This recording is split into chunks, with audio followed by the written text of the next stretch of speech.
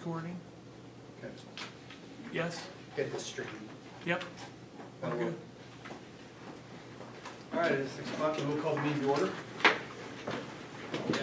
We'll call first before the pledge, sorry, I will have this up. Brett, Yes. Bob, Yes. Mike, Yes. Di, Yes. Alex, Yes. Renee. Yes. Please stand for the pledge. I pledge allegiance to the flag of the United States of America and to the republic for which it stands, one nation under God, indivisible, with liberty and justice for all. There's a copy of the Open Meetings Act on the wall, please feel free to take a look. Number 3, approval of the agenda. Are there any changes, amendments anybody needs to make to the agenda? So moved. Discussion? Alyssa? Bob, Yes. Mike, Yes. Di, Yes. Alex. Yes. Renee. Yes. Brett, Yes. 3.1 board minutes from February meeting. Any changes or amendments needed there? Hearing none, is there a motion to approve? So moved. Second. Alex, Yes. Renee, Yes. Brett, Yes. Bob, Yes. Mike, Yes. Di. Yes. 3.2 claims, there is an Elon, there is an EMC, and there is a Carmen Sullivan for some reimbursement. I did review those, but there was a few that weren't quite in, but not very many that were not. There's an addendum that I posted this afternoon. Got it, there it is.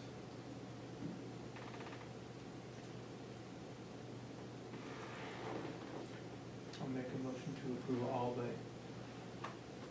EMC. Okay. Is there a second? Second. Any discussion? Listen. Okay, so for all claims, right, so Renee, Well, actually, Nope. Minus you have to do Yeah, I'll all, abstain. no, abstain, yeah. Minus Right. EMC. and then Sullivan, I'll just abstain. Abstain. okay. Okay, Alex, Yes. Renee, Yes. Brett, Yes. Bob, Abstain. Mike. Oh, hang on, I need No, to no, abstain too. abstain too. You Yeah. I screwed that up. That's all right. Yeah. We'll make it right. Okay, Yes. Yeah. Now I'll make a motion to approve the EMC claim. That's it. You should have seen this. Think that through. Di. Yes. Should be 2 and 4, or 4 and 2 abstains. yes. Okay, E, we should be good. EMC, should be good. No. No, we're doing that one. No, Yeah. it's, okay, So now make a motion to approve the EMC claim. Second. okay. Alex. Yes. Renee, Yes. Brett, Yes. Bob, Yes. Mike. Yes, I mean, abstain. God, I'm all messed up. Who's on first? Yes, I'm sorry, did you say? Yes. We still have one left. So I'll be using Yes. service, You didn't? yes. All right, I'll so make I, a- yeah, There you go, go ahead. yeah, I'll make a motion to approve the Edie Lawn claim. I'll second that. Didn't your original Yeah. motion have Edie Oh, Law shit, in it it? did. Because you two abstained Yeah, the you first two time. abstained. Oh, we did, That's- okay, we're good, yeah. We're good. We're on. So, Okay, now. so we have, I withdraw that We just motion. have 2. okay, We're good. Onward and upward, whichever way we figure that out is. Okay. we got it. Good. 4.0 informational items, you'll have all the treasury reports, policy review. Brandon. This is going to be short. The policies are pretty straightforward this time, the beginning of the 4000 chapter. One note, 4008, we have an outside employment policy that may be changing. I can't remember if I included it in my board report or not, but there is legislation out there that would restrict specifically superintendents from any outside employment other than their contract as it pertains to any education job. It's kind of infancy state. of what it might look like, because the questions are, well, what about officiating? What about taking personal time to do like an external visit? What about a lot of different things that they couldn't answer? So there's a chance that this policy could change depending how that legislation moves along. Otherwise, read through the policies, couple big ones. Grievance policy is in there. Not gonna change anything, it's just processes and procedures.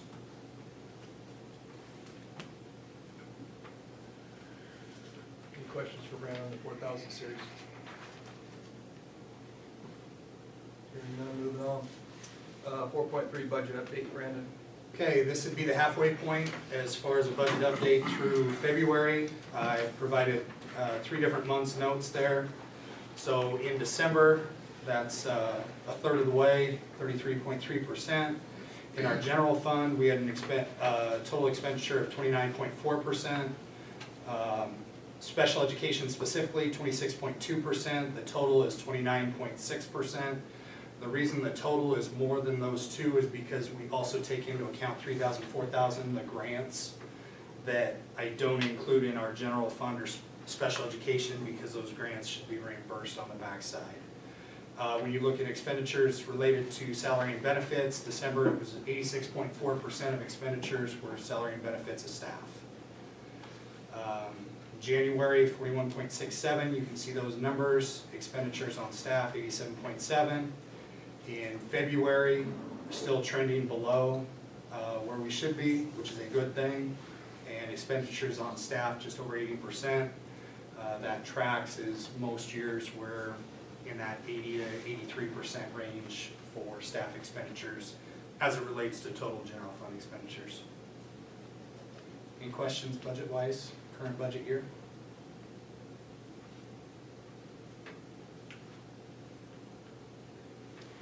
Okay. Hearing none, moving on. 4.4, construction questions and discussion, Brandon. First thing, real quick, 324. We're hoping to set up a meeting with MCL and BBH. Mike, were you going to be able to do that? Okay, I will confirm that tonight when we're done, and we will get that on the calendar. We had no AC meeting today. Some time, calendar-wise, that I was going to put in front of you. The new gym, right now it's due to be turned over 4/14, ready to punch 4/7. They are supposed to do some sanding, painting, finish work this week, maybe into the beginning of next week. We can't, they also have work to do on our current gym commons. Can't turn that over to them until we have that other gym because we need it for PE purposes. So right now it's trending towards 4/14. Same thing with kind of that locker room concession corridor, minus the 2 bathrooms that are gonna need doors. The existing gym and commons is the second week of May. They'll take it over once we get the other gym. They'll work on that through the second week of May. Upstairs, area A, second floor, turnover 4/21.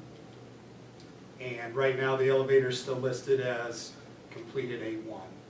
Those were kind of the timelines that we went through. Pay App 23 we will not do anything with tonight. I didn't get the documentation that we needed, so it will sit for a month and we'll get that hammered out next month. Questions you guys have construction-wise? What's our running tally for late fees? I do not have that number. I can calculate it when we're done, but I'm just curious. I don't have it off the top of my head. Should be every day after what day? Well, it depends on the change orders and how much time they're entitled to on the change orders. Which I have not signed yet. They need to be able to prove that through the crew. So they're on time, is what you're saying? No, Okay. I'm just saying we don't know We don't how know. much they'll We don't- get back. If It's there not was zero, significant though. if there was 0 days impact, 12/20 was the date of completion for the contract. If those change orders add days to it, then that would move it towards January. We're keeping an eye on that, you know exactly where we're at. I feel we don't, I mean, I'm not As far as, being the number of days. Yeah. We have to have some idea of where we're at. I mean, you just don't, it just can't be December 20, what was it, December what, 20? 20. Okay, there's gotta be some day, we have to know there's a certain amount of days without change order. We have an elevator still not in, that was an original. That's not a change order, that's just not gonna be done. Correct. So if you're turning the school over to on a certain date, what do change orders have to do with an elevator?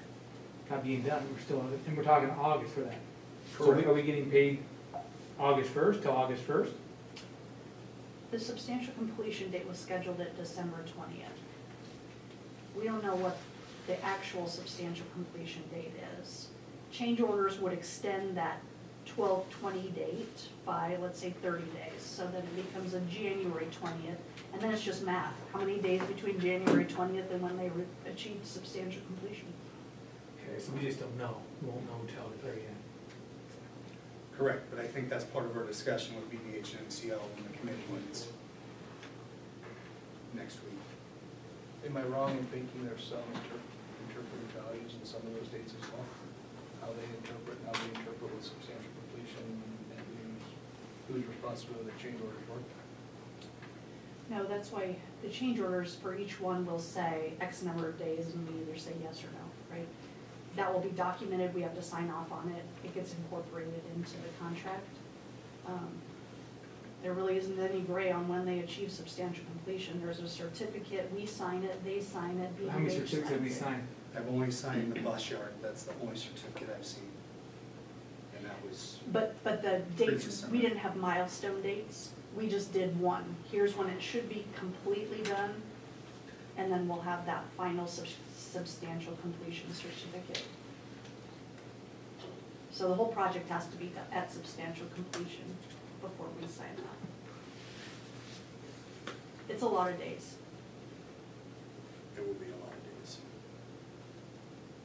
Should there be a little clearer path after Monday? Would that be with everybody? Will there be a clear time frame after Monday's meeting on the 24th, do you think? Potentially?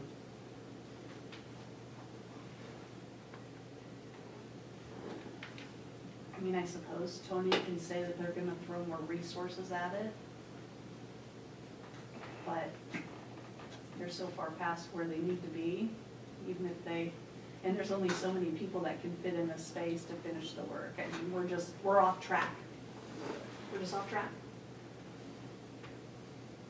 Hopefully he's gonna tell us how to not continue to get farther off track, because that's what it feels like. I think, are those new dates, have those dates slid from the last time they had provided you dates? Yeah. I think that's, The end date has not, but everything in between has.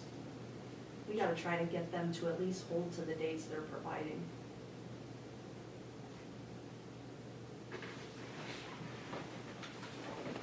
And we'll send out an email to everybody after the 24th draft. Perfect. Has everyone had a chance to walk the space? Yep, everybody's walked. Any other questions regarding construction? Moving on, 4.5, pre-K classes 2025-26. All right, good evening, everybody. Mr. LaValle asked me to come talk a little bit about preschool again. So I'll give you kind of an idea of our status and where things sit, and then just answer any questions you have. So March 15th was the priority registration deadline, which means that from here going forward, once that application opened up, it'll be open for forever, all year round, and people can apply for their child to attend preschool at any point. But each March 15th, what we'll do is we'll fill our classes up to 18 per section. We can have up to 20. The reason that we're going to fill to 18 is that then if a child coming from like a priority home, so like maybe that's because they meet the low income eligibility or they have an IEP with specific needs that are better served center based, that we can add them at any point. So we'll fill our classes now to 18. With school board guidance, Mr. LaValle's guidance, and a bunch of input from various people, we're offering one full day preschool option. That'll be the lead teacher for that session will be Miss Allison Stewart. And then Mr. Bryan is going to teach a morning session and an afternoon session. So we'll be able to serve a maximum of 60 kids center-based. Our applications were right at 90, so The tough part about my week is that I'm gonna be talking to about 30 people and saying, I'm sorry, your kid can't have preschool at Wahoo Public Schools, which is a really tough go because the people that applied really, really want it. Yeah, we're working on that. Those letters will go out on Wednesday. Well, our goal is Wednesday, possibly Thursday, depending on how everything goes with that, but we'll send out a hard copy letter, and then also an email them a letter. And then the next step for anyone who's offered a spot in our preschool program will be to actually fill out the pre-registration form on our website, just like they do for K-12, to fill out that form, and that's how Michelle Kreklow gets them kind of ready and going in Power School. And we'll have a preschool parent meeting middle of April. I want to say April 14th, but middle of April, so that if there's parents need help with paperwork or registrations or have questions or want to see the classrooms, that all of that will happen then. So Brian and Allison are organizing that right now. The good news is that even though we are going to have to turn away some folks, all of our students on IEPs that are not yet kindergarten eligible, I know we'll have a spot in our preschool program. All of our students from low-income households already have a spot in our program. All of our returnees that are currently Head Start families already have a spot in our program, so we were able to serve all of our highest priority. One of the difficulties is we did add in a certain level, and it's up there if you want to take a look at it. That's in essence the same priority list that I've shared with you in January and February. The elementary staff looked at that and gave me input. All the staff members did. Not everyone had input, but everybody got to see it. The difficulty is really like once kids are eligible for kindergarten, so they're age eligible for kindergarten, a lot of families don't yet want their kid to go to kindergarten, but we're saying, hey, our priority is 4-year-olds, and after them, 3-year-olds, because once you're kindergarten eligible, you have an option to get your kid in the school, so we want to serve as many kids as we can versus holding that spot year after year for a kid going to preschool 2 or 3 times. So that is one implication that's a little hard for some families, and I can empathize with that because I had 2 of my kids are summer birthdays, so it is a little bit tough sometimes knowing what to do. What questions or concerns or feedback do you have for me? Do you think 2 open slots per class is enough? Yeah, I do. And actually even today, this was kind of a surprise, but even today, so nothing's official yet, but I was going through and I'm going to have Shelly kind of check over my math and all those things. I'm going through and starting to fill those lists so we can get the letters out on Wednesday, and it was nice to have that spot because there was a family even today that applied and it was like, oh yeah, and you're going to be a priority family, we need to get you in because you would have been Head Start eligible. So it was a good thing that we left a little bit of wiggle room, but typically like when we talked about those 2 spots, that was something that I talked about with Shelly and Jameson Weebold, our speech path, and Allison Stewart, our early childhood special education teacher, like about how many kids do we see over the course of a year that we need to bring center-based, and 6 spots should be safe. So. Would it be reasonable to think that there might be some who have applied that will not actually attend or finish the application? Yeah, so in that like kind of like acceptance letter of like, hey, you have a spot, they'll have a deadline of when to fill out that online form. And if it's not filled out the day before, I'll give them a call and say, hey, we haven't seen this yet. Does that mean you don't want your spot? If so, the kind of decline letter that goes to families tells them you are on the wait list. Another dynamic you probably should be aware of is, I ran the numbers. So we had right at 90 applications. As far as preferences from families, 68 of the families preferenced full day as their first choice. But of those 68, 49 said they could make it work to send their kid to half day. Our full day program is definitely going to be full. Our morning program is definitely going to be full. Right now, there were only 13 families who said that afternoon preschool would work for their family. So our afternoon class might be small. But in that letter that says, hey, sorry, you preferenced these spots, we didn't have room for you, they're offered a spot. If you can make afternoon preschool work, we have room for you, just call me. So I'm hoping that we can get some more in that afternoon, but that's tough because most families need their kid to take a nap, and so afternoon preschool is not ideal. So. How are you gonna measure the effectiveness and success of this new program? I mean, is there a committee that's gonna review? Yeah, good question. So Rule 11, which is the rule that governs preschool programs in Nebraska, actually requires that you set up an early childhood advisory committee, and there's some a little bit of guidance on who that can be or what that committee can do. So right now we have like policy committee through Head Start. And so it's kind of, those are similar things. So we'll have something similar to policy committee. It'll just be called our early childhood advisory committee because it's meeting a similar requirement. So that could be used in that way. But really the goal of the early childhood advisory committee per Rule 11 is about like community engagement, community partnerships, so that you're building early childhood opportunities throughout your community, not just in the school. So as far as outcome data, there's a really, really detailed, I don't even know what to call it, but a really, really detailed set of objectives called GOLD, which is what all of our preschool program already uses to assess child outcomes. So you can look at it kid by kid, and it's for all developmental areas, not just academic, like social, emotional, I mean everything you can imagine as far as how a child develops, it's in this framework. And so we look at those objectives, and it's actually built from birth through 3rd grade. So we use those already in our PLC meetings. So. Other questions for Ben? All right. Thank you. Ben. Moving on, 4.6 administrative reports. The reports are attached. Ben, did you have something else you needed? It is, sorry. You guys didn't think you were done with me, did you? I asked Brandon, I put up some data here behind you, and I apologize. I printed this off in packets, and I forgot to bring them with me tonight, so I can get those to you later. I asked Brandon if I could share this with you tonight instead of a written report, because this is really, in a nutshell, the biggest factor that's impacting us in the elementary right now. And I just am here tonight to do some information sharing. So we have seen growing over the past several years a substantial difference in how children communicate their emotions through their behaviors.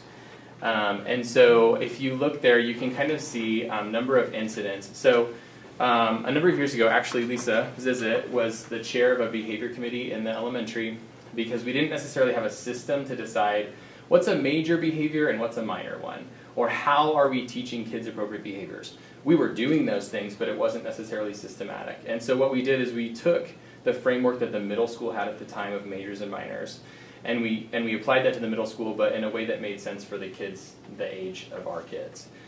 So incidents would be majors. That would mean anything that's an office referral, so things like physical aggression are automatically a major. Minors, so small misbehaviors that we don't necessarily expect kids to know, that we know we need to teach them, right? It's an important part of elementary school that we're teaching kids how to communicate about their feelings in a productive way.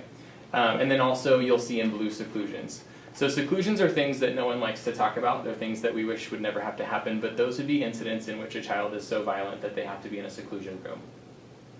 The reason I'm sharing this with you tonight is that really starting this school year, we saw like right away a very, very, very different dynamic among our students. Now, we'll get to some data later on that shows you that most of those seclusions are the same 5 to 6 students. Okay, it's not like this is a huge widespread problem. However, compared to previous years, you can see this starts in August of 2023, which is when we started putting this data into EduClimber, through now. The amounts of extreme behaviors, including physical aggression, and when we say physical aggression, I don't just mean like I'm mad at you at recess so I hit you once. I mean like ongoing, intense, sometimes self-harming behaviors. The amount of that we're seeing in our school is substantially higher than it ever has been before. And as we go through this data, really what we've done is I've consulted a little bit with our behavior specialists at our ESU and said, hey, like, is this happening everywhere or is it just here, right? Like, do we need to rethink how we're doing things because this is different? And to be honest, it's a little scary. I have staff members getting bitten. Lisa's been bitten several times this year, right? I mean, my hand's healing from getting scratched up last week. And really this kind of data is being mirrored for sure in our region of the state, but I would suspect much, much bigger than that. And so I just kind of wanted to show this to you. We do have a specific process for seclusions in the effort of safety and offering kids secure attachment. And so we don't take that lightly. We only use seclusion for a student if they're actively a safety risk to themselves or others until they come down to a point where they're not a safety risk. or if we know from their pattern behavior that certain things mean the very next thing will be aggression. So some kids, like if, we know because we track the data and and we know the kid too. Like, okay, if he goes under the table, 95% chance that table's getting thrown across the room next. So that would be when we use seclusion. We wouldn't use it in any other circumstance with any other kid, and parents are always notified. So kind of scrolling through some of this other information, this kind of shows you total incidents. Again, same time period, August of 23 through now. You can see that tall bar right there is the beginning of this school year. That's October. When I started here 7 years ago, there would be times where I didn't have a single office referral, not a single incident, maybe for a full week. The highest number of incidents we've had in a day this year has been 14. Another thing that's really important to know is that when the middle school collects their data and takes a look at it, all of their minors are entered into EduClimber so they can run reports on minor behaviors. In the elementary, I have not asked that teachers log all minor behaviors because, to be honest, we do it all day, every day, and we just know that's part of the job. We don't log every time we teach a kid about something very small, right? This would be seclusions, which again, this is the most concerning part to me, is the seclusions. This is what we really, really want to avoid. Are you tracking how many students are involved in each of these? Yep, and we'll get to that too, absolutely. This is the same graph you just saw, and this is the part that I think for me is a little bit eerie. This is a breakdown by grade. So we started seeing this 3 and 4 years ago, that our kindergartners coming in just seemed a little different. And as time goes on, you'll see that that's the case. So, when I became a principal, I don't even know, whatever, over 10 years ago, I knew, like, lunch duty, right? The oldest kids in the elementary, those are the kids you need to put that person that's really good at managing behavior, you send them with the fifth graders or the sixth graders, right? Those kids. That's not how our world works anymore. Kindergarten, first grade, much, much, much more difficult. And so, like, our kindergarten team and I talk about this. It's also just like we're just seeing, before we get to a point where a kid's really, really, really worked up, really aggressive, really a safety concern, there are all those signs of feeling anxious or feeling uncomfortable, right?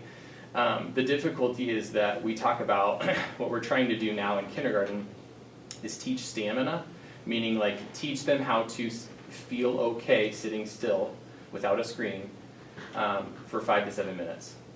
By this point in kindergarten, our kindergarten teachers do an excellent job of really keeping screen time to a minimum and really working hard with them on teaching them just life skills in addition to the academic piece.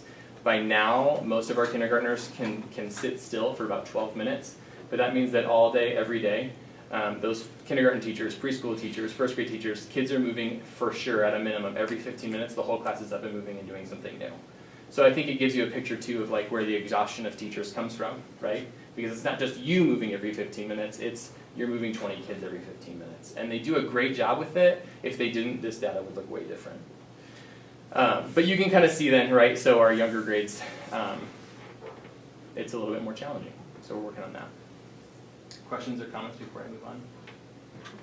On some of those bar graphs, it really drops off within the last month. Is that because that's March? It's the current month. Oh, so this was compiled a week ago. So yeah, I mean, if everything, we're on track. I thought maybe it'll be beautiful. But we figured it out this month. Okay. I will say that as we get down here, you'll see that the seclusions is a very small percentage of students that actually make that up. Of our students who exhibit physical aggression, I will say very often those are students who move in and they have that history in their last school. Always it improves when they're here. The question is how much we're able to make it improve. We know that relationships are the pinnacle, right? That attachment is what kids need. So we see big improvements. We have one kiddo right now in one of our kind of middle elementary grades who has made it probably for sure over a full week. Without me being called down to the room, and in the past it would be about 4 times a day. So we're making gains, but maybe not as fast as we'd like. This would show you the percentage of kids by incident. So you can see like the 40%, the biggest blue section at the bottom, 40% of those seclusions are made up of by about, 1%.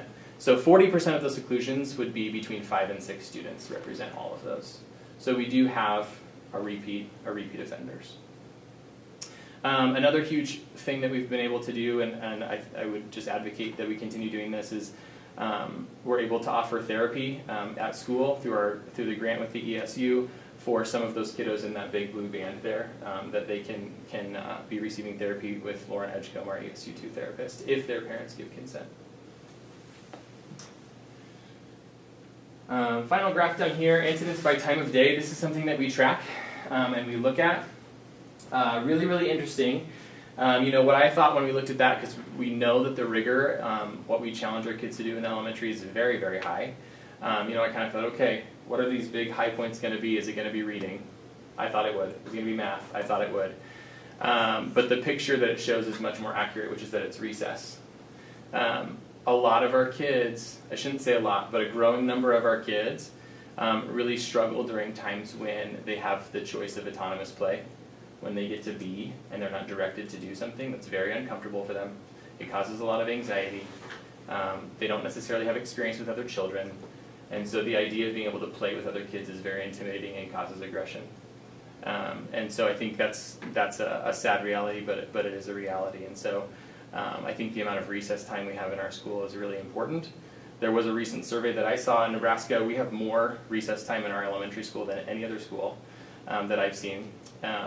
But I think it's really important for them too, and I know our staff feels the same.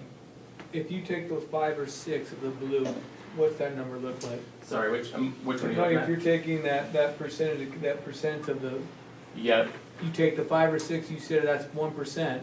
If you take those out, how does that chart change? So that's a good question. We would have to run that data. So that 5 to 6%, or those 5 or 6 kids, that was seclusions, and this is total incidents. What I'm asking is, it's the same percentage of kids that are doing the things in the same situations in recess where it escalates?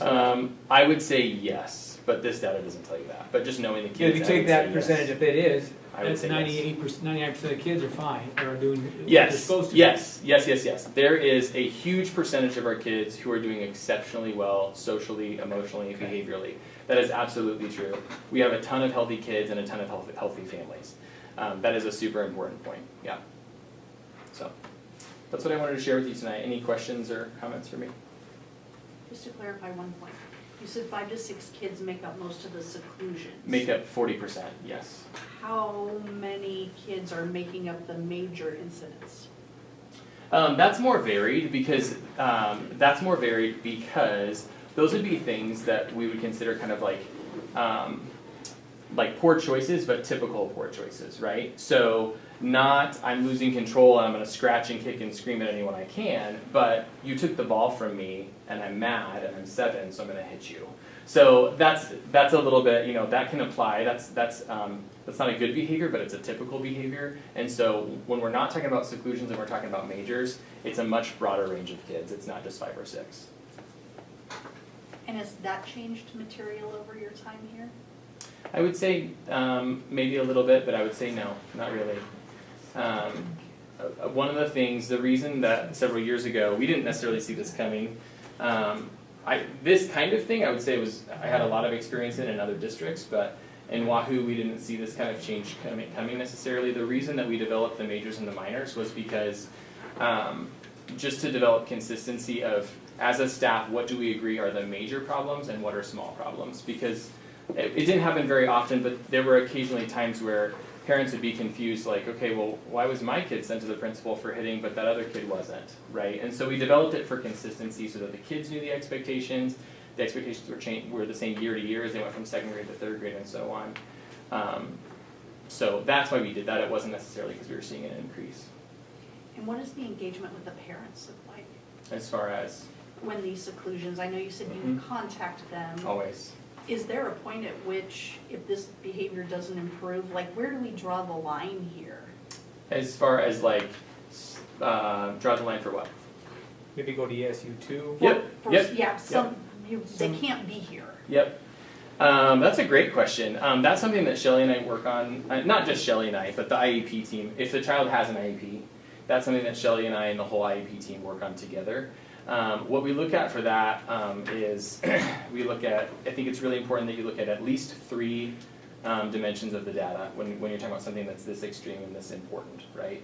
So when we look at behavior, we talk about frequency, so how often is it happening? Intensity, we have a 5-point scale designed by a licensed mental health provider that we use to define, like, this is a level 5 behavior, meaning the most serious, that would be self-harm, all the way down to a level 1, which would be perfect compliance, perfect kid, perfect moment. And so we look at the intensity, so frequency, intensity, and then duration, how long does it last? And so when we look at all three of those, kids are not a science, but behavior is, and so we look for what's called an extinction burst, and if we don't get to an extinction burst where things suddenly get improved very quickly, like we did with that kid I just described earlier, if we don't get there, or we think that we don't have the manpower to really manage this and keep other kids and this kid safe until that extinction burst happens, then the IEP team would meet and say, hey, we think it's safest for this kiddo to be in an alternate learning environment. So it's kind of complicated, but. And then what are we doing to support the teachers who have to manage? Great question. This year is Mr. Carlson's third year as an instructional facilitator. He's leaving to go to Cedar Bluffs as a principal. When that position was created, it was strictly and only for instructional coaching. It had nothing to do with behavior.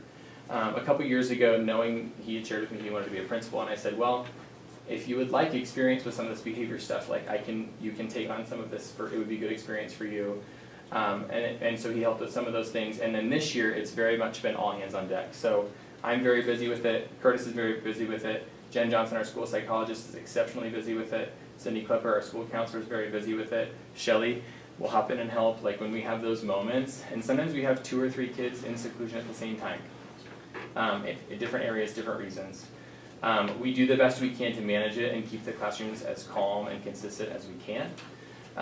But with that facilitator role going away, and because the goal of that really wasn't anything behavior related, as we get into some of our hirings or the staffing updates later on in the meeting, you'll see that I'm proposing that we hire a new level 2 teacher in Lisa Zizit's place, and Lisa moving into a role called a behavior inclusion facilitator, which would be really there to coach and support the teachers in addition to helping out when the kids are hitting that wall.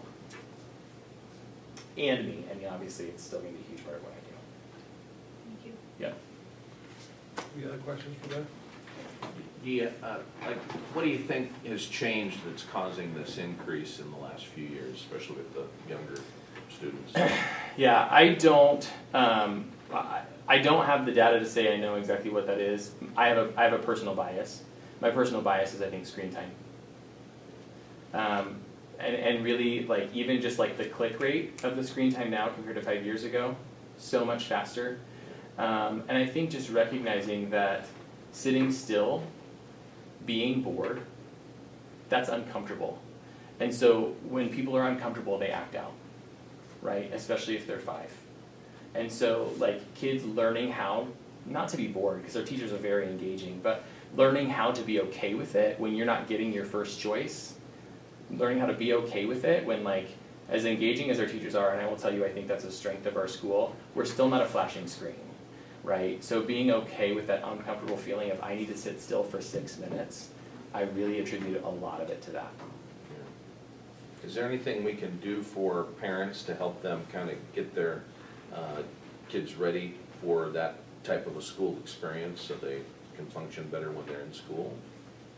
Yeah, I think that's a really good question, and I really appreciate it. I would say yes, and honestly, just knowing that that's kind of your mindset, I think I would like to go to my staff and ask them. Because I do think we recognize that the changes that need to happen are broader scale, they're bigger, right? They're bigger than just what's happening in the school, they're bigger than our community, it's something much larger than that. And at the end of the day, it's not just that we want to manage behaviors, we want these kids to feel secure. And so, I will ask my staff and I will get back to you. Yeah. Okay, thank you, everybody. Thanks, Ben. Thank you.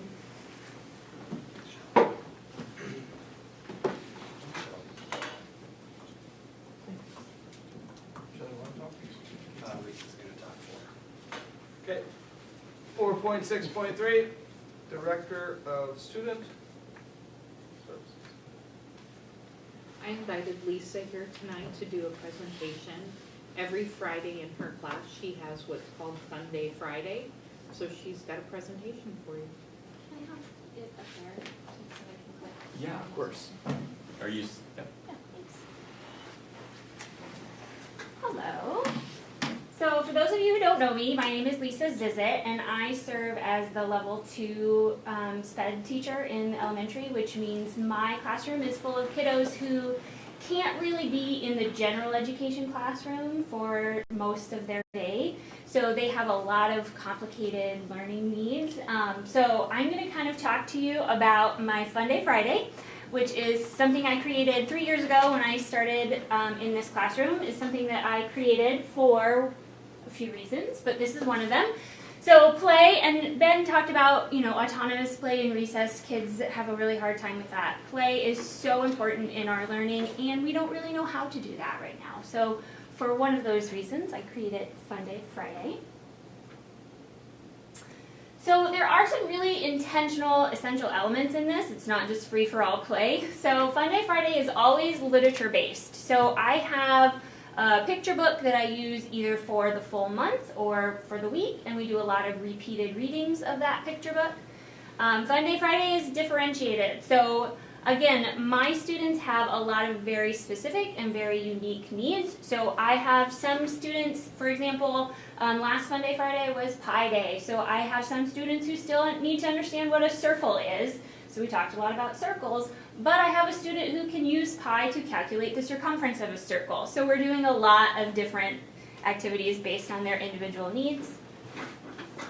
Fun Day Friday is really the introduction of novelty. So most of my students thrive, as we all do, on routine and understanding what's coming next. But we have to introduce novelty or surprise every once in a while so that we can be comfortable when something different happens that is out of our routine and we're not expecting it.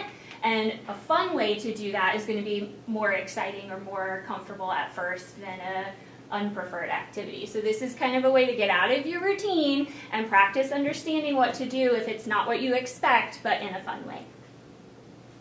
Fun Day Friday is multimodal, so we do a lot of movement, we do a lot of visual, we do a lot of sensory things. That's the next one, right? So we're going to get our hands messy, we're going to get into things, we're going to taste things, we're going to do a lot of different stuff like that. So we get our whole body and our whole brain involved in that. And then since Fun Day Friday is cooperative, so a lot of my students have really specific social deficits where they don't really understand how to interact with people around them. That might mean that it's hard to do something together with another person or take turns or those kinds of things. So a lot of our Fun Day Friday activities are cooperative just for that reason. I'm going to walk you through kind of one whole arc of a theme that I did, and then I'm going to show you some of my favorite things that we've done. But An Orange in January was one of the picture books that I used. It wasn't this January, it was a couple of years ago. But it was I just wanted to show you that this is over the course of several Fridays we talked about Orange in January. So the first thing we did was a culinary connection. So I always like to bring in some kitchen skills. These are going to be life skills that the kids are going to need. So, we cut open the orange, we squeezed the orange, we tasted the orange. Tasting new things can be a big challenge for some of my students. So we really got our hands messy and did a culinary connection with fresh squeezed juice. We tried to do a lot of science exploration. So you can see on the left was a sink or float activity. So if you peel the orange and put it in water, the unpeeled orange sinks, but the orange with the peel still attached floats. So that was kind of a cool exploration for them. And then we did an acid-base reaction in half of an orange, which is really just baking soda and lemon juice, but it was a cool fizzy. So again, you can see there's, really hands-on stuff happening. And again, I want to go back to this is differentiated, right? So some of my students are working on really just squeezing a lemon juice bottle because that fine motor skill isn't there. And some of my students can understand the science behind what's happening. We brought in some creative arts. So we did some stamping with half of an orange to see what that would look like and what patterns we could create and how we could put colors together and do all that stuff. And then the culminating project for our Orange in January was building life skills by turning our classroom into a grocery store. So an orange in January talks about the orange growing on the tree all the way to when you buy it in the grocery store. So we created a grocery store in the classroom, the grocery cart. You can see the picture on the far right. You can kind of see that everybody had a grocery list to go around. So every single item that was donated for our grocery store, I took a picture of it and we made a list so they could check off what they needed. They went shopping. There were price tags on everything. And then they all got a chance to be the cashier as well. Again, I just wanted to highlight a few more of my kind of individual favorites. This happens every week, and I've been doing it for 3 years, so I'm telling you, when I went through yesterday to kind of decide what I wanted to show you all, it was pretty tricky because we do a lot of fun stuff. But one of my favorites was the Funny Farm. So we read Funny Farm over and over again, and then we talked about how cows give us milk and sheep give us wool. So I brought in gloves and we practiced milking cows. And then the bottom picture there is a picture of a sheep, and I covered them in shaving cream, and we like scraped off the shaving cream to pretend like we were shearing the sheep. Dragons love tacos. We had a whole month of dragon activities. I brought in some dry ice to make dragon smoke, so that was one of our science connections. You can see we made little dragons with fire coming out of the cups. Again, a lot of my students have complicated physical needs as well as cognitive development needs. So even just the act of blowing through a cup to make that fire move is something that we need to practice. And we made tacos, and we had a taco piñata and had a whole big taco party. So that was a fun one. And then most recently we did the thing about Yetis, and the thing about Yetis is that they love to build snow castles and sand castles, so we had to build a castle in the classroom. So we basically had a giant cardboard castle that took the whole classroom, and then we all got to spend the day making our own castle creations. Some of us created castles, some of us created rocket ships. We could kind of just explore and do whatever we wanted with the cardboard. Mr. Kreifel stepped in and put the drawbridge on our castle, so that was pretty great. The idea didn't work. So I really just wanted today to kind of like give you a connection to some of the cool stuff that's happening in the school. There's a million amazing things happening all over Wahoo Public Schools, but I hope that that gives you a little snapshot of some of the stuff that we do. Do you have any questions for me? Cool. Thanks. Thank you. Very cool.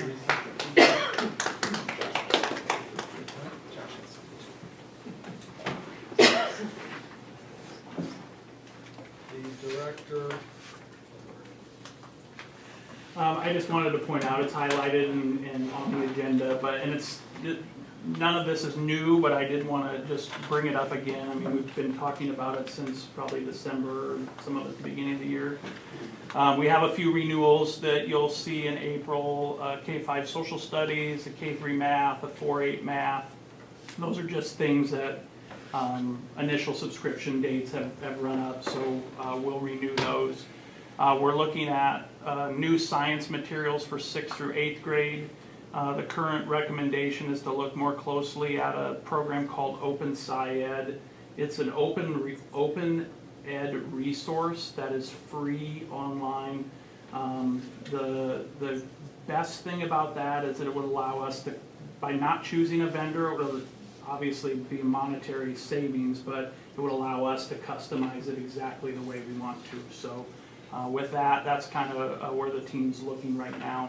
Advanced math, we're looking at new text, updated text for pre-calc and calculus. The versions that we had were 2010 or older, so we're just looking at a renewal update there. Mr. Scoggins' suggestion with the calculus side is to move to an AP calculus text at least. I don't know if we would call it AP calculus. I mean, those are things obviously we can consider, but the expectations for instruction, we would like to increase the rigor there. So the text itself would be an AP aligned text. Students would have the option or an opportunity, as they do now currently, to take an AP test if they would like that would align with calculus. There is no restrictions on that. You don't have to take an AP course to take the AP test. So that would hopefully open up some opportunities there. And then 9 through 12, we're looking at a consistent material set for algebra, geometry, and algebra 2. So teachers are looking at those a little more in depth right now through the end of the school year. And then also in April, so I would plan to, if you have questions about any of those things, between now and April, let me know. Probably between the middle point between our two board meetings in March and April, I'll provide more of a detailed description to you about, kind of the programs, what those are. If you have additional questions at that time, feel free to ask.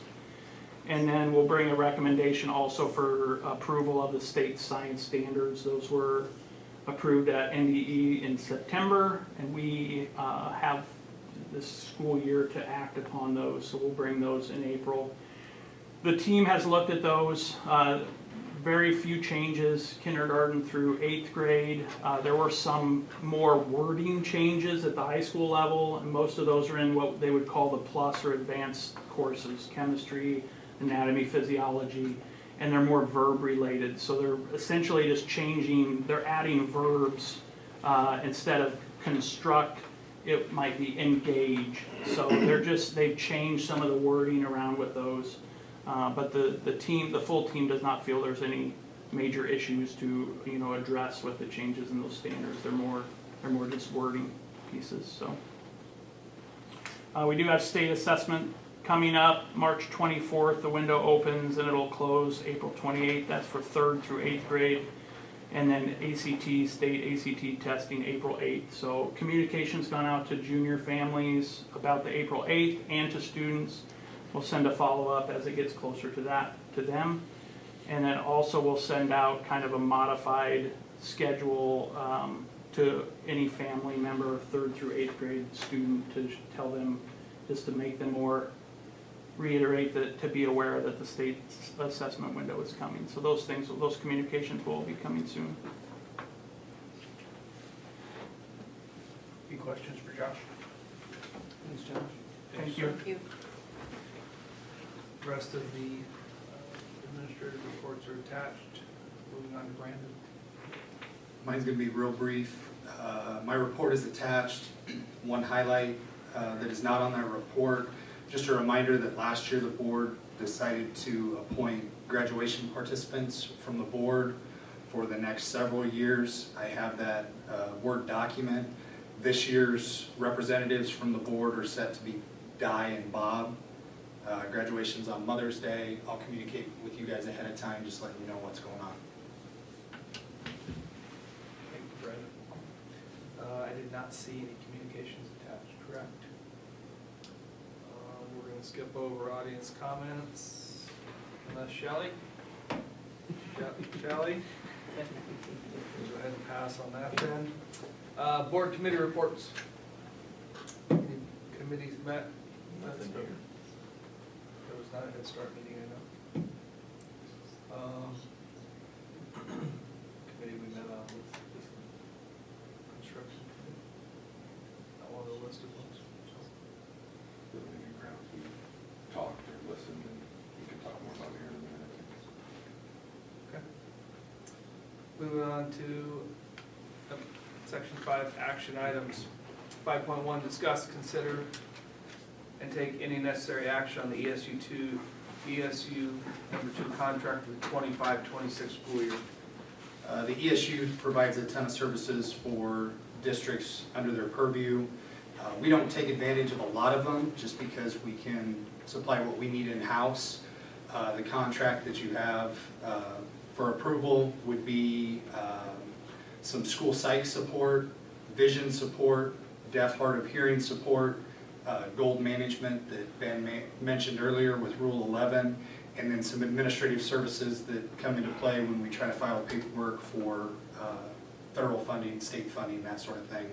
The total cost for all those supports for next year, $96,662. Similar price to last year? Or does it fluctuate based on services? It changes based on the services. Obviously, they pay their people, and how that moves changes. We removed a piece from last year, but we're adding gold in at a lesser cost. If I went back and looked, I would guess it's a little less, but comparable. We also will no longer contract with Ralston for deaf education services. We'll contract with the ESU too, since they're hiring their own person. Very good. Questions for Brandon? Make a motion to approve the ESU 2 contract for next year at a cost of $96,662. Second that. Discussion. Alyssa? Ty, Yes. Alex, Yes. Renee, Yes. Brett, Yes. Bob, Yes. Mike. Yes. 5.2, discuss, consider, and take any necessary action on pay application number 22 and number 23 from MCL. Brandon? The only one you have before you is Pay App 22. That's because Pay App 23 came in last week. BVH had some disagreement. Russ agreed with BVH. They wanted a different certification before they signed off on it. That was not done as of this morning. So we will hopefully approve Pay App 22 from last month, $412,192.52. MCL is acutely aware of when we would like pay apps in order to consider, and if they're not in at that time, they'll be pushed off for a month. So is there a motion to approve pay app number 22?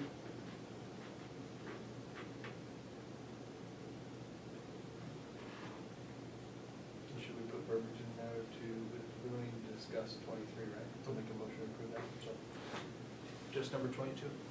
So moved. Is there a second? Second. Discussion? Alyssa? Brett, Yes. Bob, Yes. Mike, Yes. Ty, Yes. Alex. Yes. Renee. Yes. 5.3, discuss, consider, and take any necessary action on contracting with JEO for the topographical survey.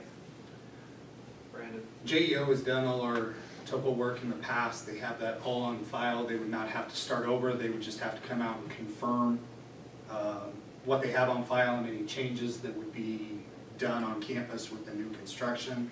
It's going to be far less cost than if you try to contract with somebody new to come out and do it. The estimate that I got, which is just that, it's not a quote, it's an estimate, was somewhere around $1,000, give or take.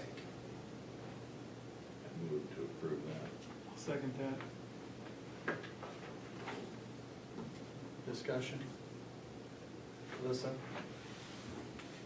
Ty, Yes. Alex. Yes. Renee, Yes. Brett, Yes. Bob, Yes. Mike. Yes. 5.4, discuss, consider, and take any necessary action on the quotes for geotechnical sampling. Okay, so there's two different quotes here, which were to be expected. They're the same two companies that bid on our larger construction project. Teal, their quote came in at $5,900 to complete the work. Approximate timeline 6 to 8 weeks, obviously weather dependent. Terracon submitted two different quotes. They put $8,400 if they could use their big drill rig. If they had to use handheld augers, they came in at $10,400. Through conversation, not in the contract, they thought their timeline was closer to 4 to 6 weeks, though again, dependent on work they have in weather. How important is the timing on this? Is the difference between 6 and 8 weeks a Right. big deal? I don't have that answer. Because if Terracon comes in on the back end and Teal comes in on the front end, or if there's no difference, but if Teal comes in on the back end and Terracon come in on the front end, it's a full month. Yeah. So I don't have a great answer as to what that looks like. And if they can't use their rig, it's probably because of moisture. That'll slow things down, and they'll have to use hand augers, and it's twice the price. Were we happy with Teal when they did the work for the building project?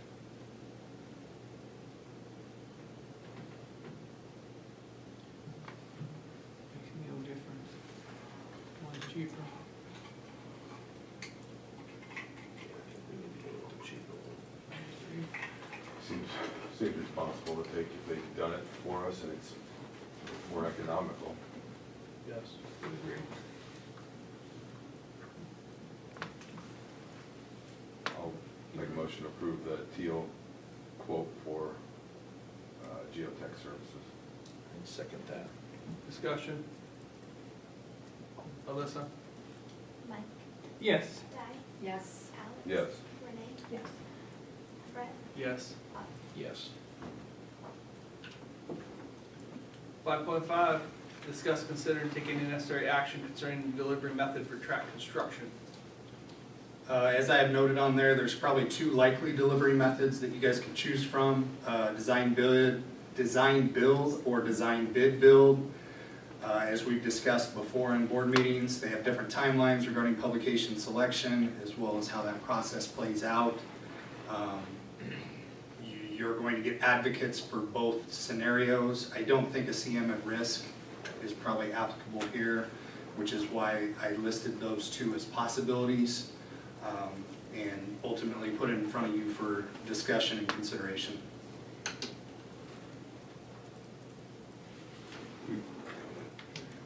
Can you remind us sort of what you've been told the difference in timeline is between design build, design bid build? Yep, so in the publication timeline on design bid build is about half that of what design build is. And I'm trying to do this off the top of my head. I feel like design bid build was like 2 weeks to put it out there. But if you went design build, it was gonna be a month. And then you go through the selection process. The design build, you're essentially selecting a designer to then supply with a product. Design bid build, you'd be taking the lowest reasonable responsible bid from those specifications. If you went design bid build, you would first have to contract with somebody to design before those bid documents could then be put out. So in the overall timeline, I'm not sure that there's a ton of difference, but there are different deadlines that we would have to meet. It also would require us to look at policy. We have skeleton policy for design build process that we would have to approve in the selection of a designer if that's the route we went. And correct me if I'm wrong, but if it was design build, part of our parameters that we put out there, we could put that we need it met by certain deadlines. And if you can't do that by that deadline, don't bid on it, right? Could.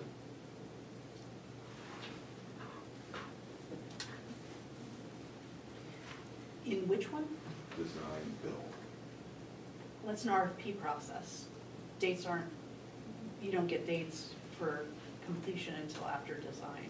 So you're just saying, hey, we would like you to design it within X number of weeks and we'd like you to construct it within, is that sort of how you're thinking So, about that? yeah, so that way,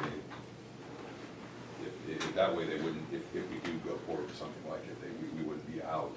We'd almost guarantee ourselves a chance to be able to utilize the track for next season.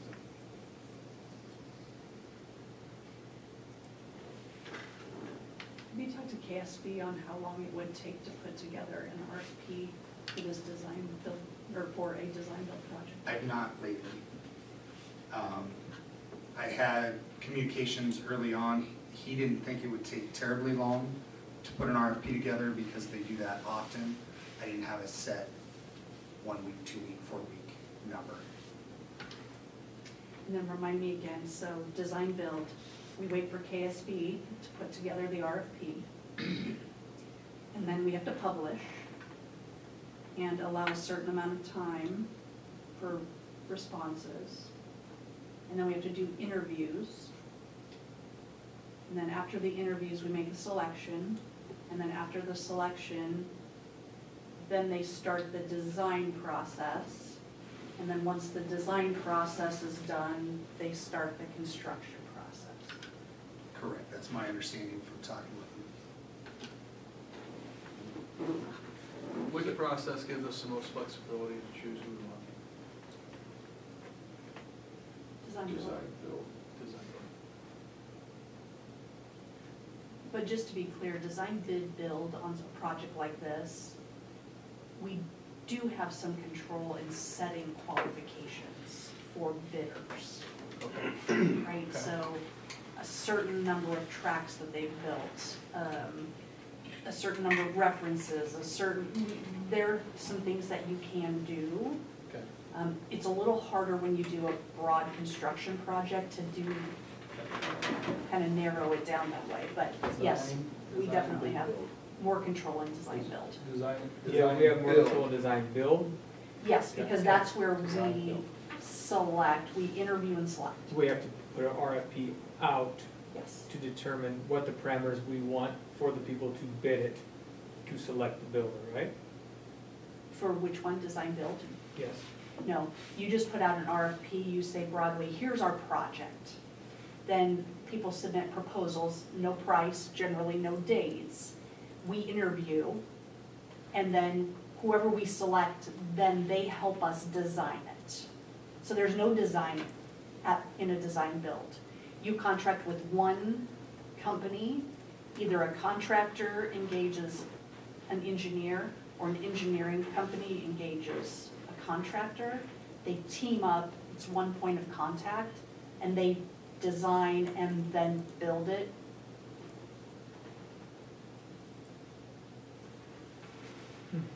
But you can't engage an engineer to pick a contractor. We have to pick a contractor. In design build? Yeah. No, they make their teams. And some of them have it in-house, for example. Some contractors have on-staff engineers, and they just, They're certified track builders. Like, they can be a certified track builder. yeah, They have their own- and they They do do the it whole within, package. it's all in the house. Is there a recommendation from staff as which way to go, or is it? No recommendation from staff, just get it done, would be their recommendation. We talked as well, we emailed back and forth, listened to couple different people, walked the field with them.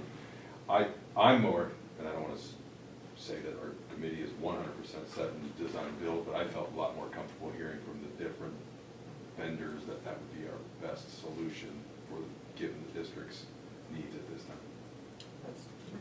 That's where I'm at too. I would agree with that statement. That means a lot, I think, so.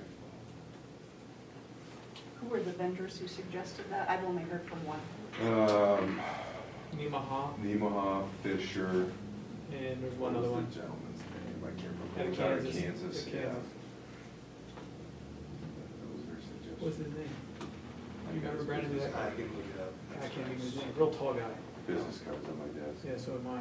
Shaw, No. Shaw's Turf. Let's see.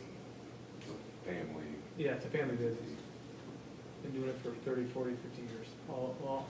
I think all 2 of the 3 I know have been doing it for 30 to 50 years. And so the design build, I'm struggling to keep these two separate. It just Should swirls be in my option brain. 1, option 2. Yeah. So design build, that would incorporate what process beforehand? An RFP for proposals.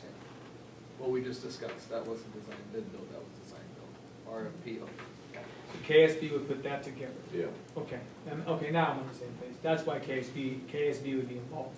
Right. They'll do the RFP, then they submit out to the design, to the contractor, whoever, Yes, and then they would come and we'd interview, okay, yep, Yeah.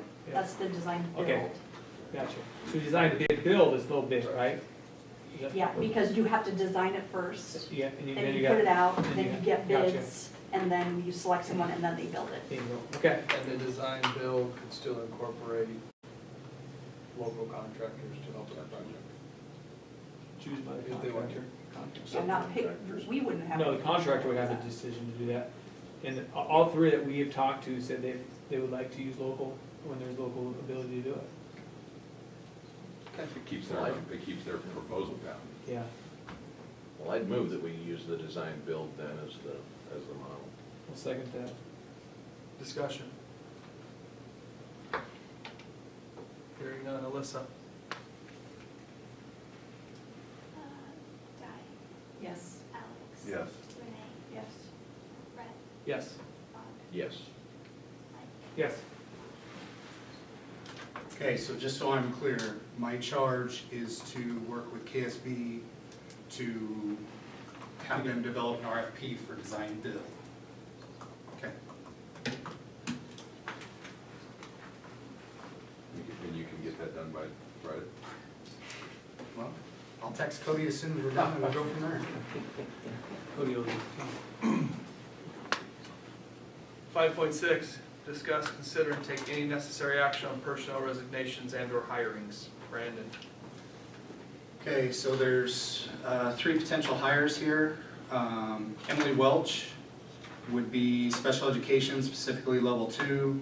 Lana Urbaum, middle school special education. Jessica Bedore, middle school science position that are open or still open. We still have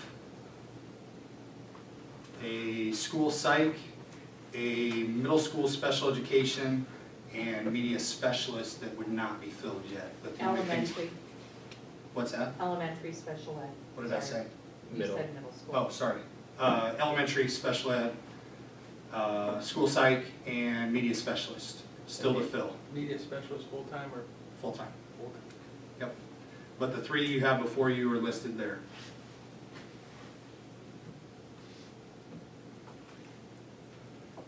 Questions or comments? No, I'll make a motion to approve all 3. new Second. hires. Discussion. Alyssa? Alex. Yes. Renee. Yes. Brett. Yes. Bob, Yes. Mike, Yes. Guy. Yes. Real quick, one more thing. Just RFP on the lunch program. Yep. Run down as the page coming. Yep. RFP's been published, it's been sent out. We had a little hiccup with the Omaha World Herald. Nothing that we did, it was something on their end and whatever company they are, I can't remember. Yeah, at any rate, everything's moving forward. We've got some dates coming up. I think next week, we have a visit where they're gonna be on site. If they're not on site to visit, they cannot submit an RFP. They have, and these are rough dates off the top of my head, like April 10th, to submit any questions that they have regarding the RFP, April 20th, to get an answer, and then formal responses will be due at the beginning of May for potential action at the May board meeting. Thank you. Yep. Items for next meeting. When can they have the strategic plan for us to look at it? Like earlier than the Friday before the meeting?